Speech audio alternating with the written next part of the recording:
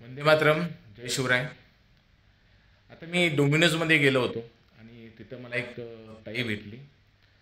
तर तिला सगळे ग्राहक तिच्याशी हिंदीमध्ये बोलत होते. मी तिला विनंती केली की ताई, आपण महाराष्ट्रात राहतो आणि आपल्याला मराठीमध्ये बोललं तर बरं होईल. पण त्या ताईने सांगितलं की मी ख्रिश्चन आहे आणि मला मराठी बोलता येत नाही. तर मी तिला विचारलं, तुझा जन्म कुठे झाला? रत्नागिरीमध्ये झाला. शिक्षण रत्नागिरीमध्ये झालं.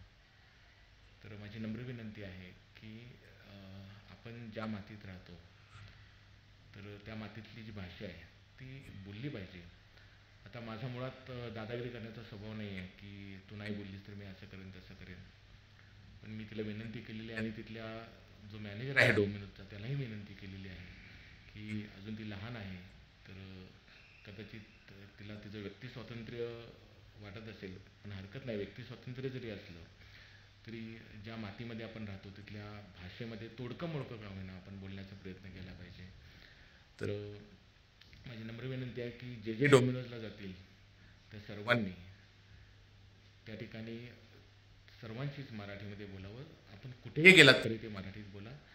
उगाच बिईंग मराठी आणि वेगवेगळे स्टेटस आणि मराठी दिनाच्या घोषणा करण्यापेक्षा अशी छोटी छोटी पावलं जर उचललात तर नक्कीच मराठी समृद्ध होईल. अभिजात मराठीचा अभिमान आपल्याला असला पाहिजे. आणि जे हिंदी बोलतात त्यांना मराठी बोलणं काहीच कठीण नाही आहे. कारण संस्कृत ही मराठी आणि हिंदी दोन्हीचीही जननी आहे. दोघी मराठी हिंदी बहिणी आहेत.